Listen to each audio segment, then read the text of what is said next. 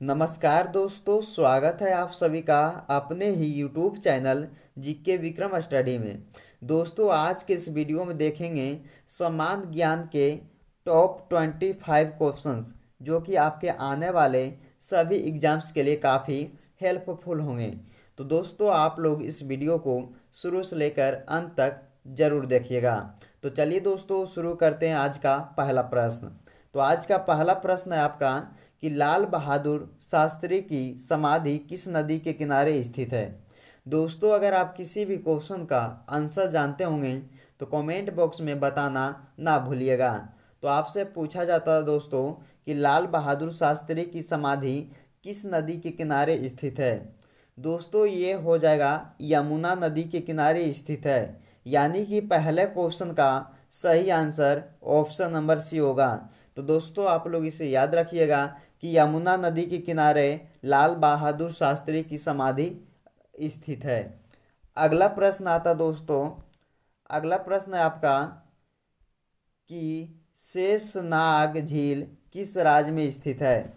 दोस्तों, काफ़ी important question है कि शेषनाग झील जो है किस राज्य में स्थित है। तो ये हो जाएगा दोस्तों जम्मू कश्मीर में स्थित है, यानी कि दूसरे क्वेश्चन का सही आंसर ऑप्शन नंबर ए होगा। तो आप लोग इसे याद रखिएगा कि जम्मू कश्मीर राज्य में आपका शेषनाग झील स्थित है। अगला प्रश्न आता दोस्तों आप सभी का। अगला प्रश्न में पूछा जाता है कि महात्मा गांधी का जन्म किस वर्ष में हुआ था। तो दोस्तों, ये भी काफ़ी बार एग्जाम में पूछा गया है, तो आप लोग इसे भी ध्यान देकर याद रखिएगा कि महात्मा गांधी जी का जन्म जो है किस वर्ष में हुआ था। तो दोस्तों, ये हो जाएगा 1869 ईस्वी में महात्मा गांधी जी का जन्म हुआ था। तो इस क्वेश्चन का सही आंसर ऑप्शन नंबर सी होगा। अगला प्रश्न आता दोस्तों आप सभी का कि प्रोटीन का उच्चतम स्रोत निम्नलिखित में से क्या है। तो प्रोटीन का उच्चतम स्रोत जो है दोस्तों निम्नलिखित में से क्या है। तो ये हो जाएगा सोयाबीन। क्या हो जाएगा दोस्तों? सोयाबीन, जो कि प्रोटीन का उच्चतम स्रोत है, यानी कि चौथे क्वेश्चन का सही आंसर ऑप्शन नंबर सी होगा। अगला प्रश्न आता दोस्तों। अगला प्रश्न देखने से पहले अगर मेरे चैनल पे आप लोग पहली बार आए होंगे तो आप लोग मेरे वीडियो को लाइक कीजिएगा दोस्तों, और मेरे चैनल को सब्सक्राइब कीजिएगा, दोस्तों के यहाँ ज़्यादा से ज़्यादा शेयर कीजिएगा। तो अगला क्वेश्चन कहता है दोस्तों कि बंगाल का शोक किस नदी को कहा जाता है। तो बंगाल का शोक जो है दोस्तों किस नदी को कहा जाता है। तो दामोदर नदी को कहा जाता है, यानी कि पांचवें क्वेश्चन का सही आंसर ऑप्शन नंबर डी होगा। अगला प्रश्न आता दोस्तों आप सभी का कि स्वराज पार्टी के संस्थापक कौन थे, यानी कि स्वराज पार्टी के संस्थापक कौन कहलाते हैं। तो दोस्तों, ये हो जाएगा मोतीलाल नेहरू, यानी कि छठे क्वेश्चन का सही आंसर ऑप्शन नंबर बी होगा। अगला प्रश्न आता दोस्तों आप सभी का कि गदर पार्टी के संस्थापक कौन थे।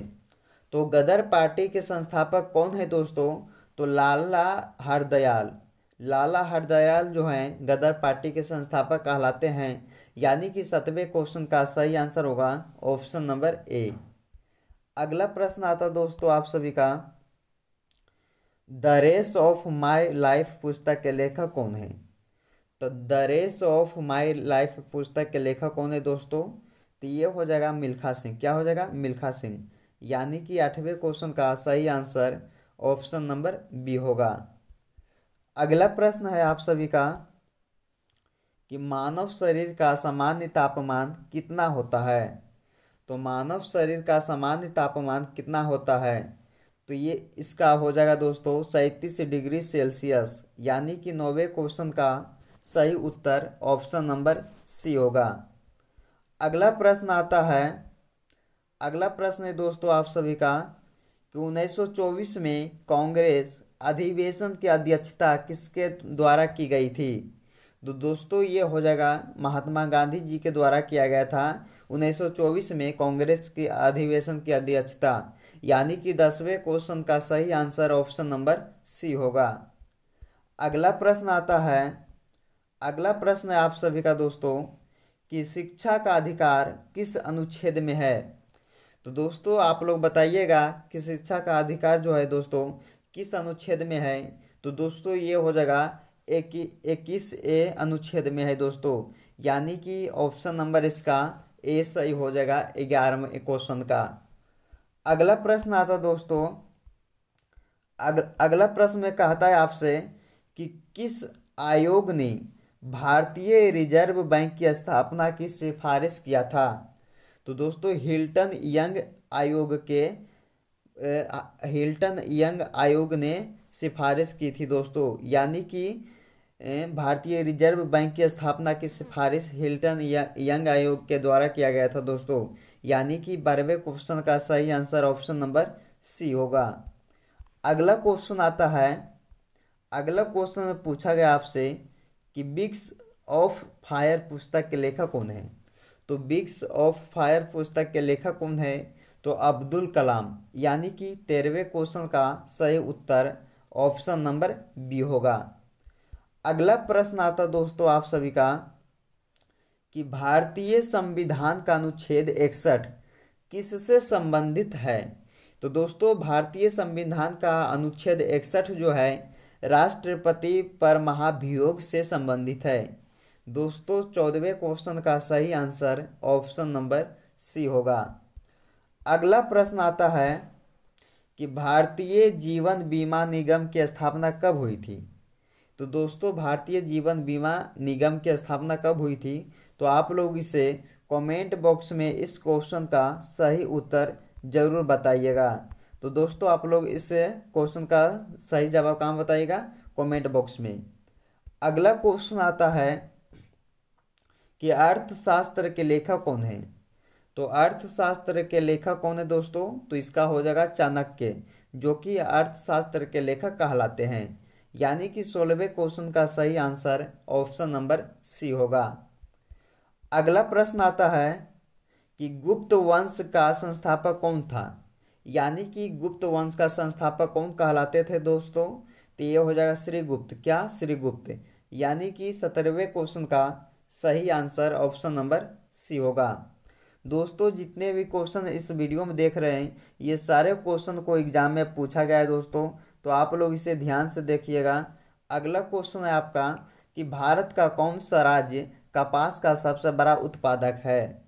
तो दोस्तों गुजरात राज्य हो जाएगा इसका, यानी कि गुजरात राज्य में सबसे ज़्यादा गुजरात राज्य में भारत में सबसे ज़्यादा कपास का जो है उत्पादक होता है दोस्तों।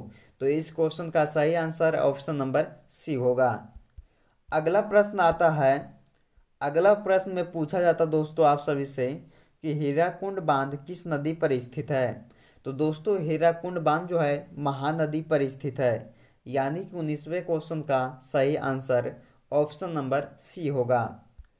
अगला प्रश्न आता है कि ध्वनि की गति अधिकतम होती है, यानी कि ध्वनि की गति जो है कहाँ अधिकतम होती है दोस्तों, तो ये हो जाएगा दोस्तों ठोस में। कहाँ हो जाएगा, ठोस में, यानी कि 20वें क्वेश्चन का सही आंसर ऑप्शन नंबर डी होगा।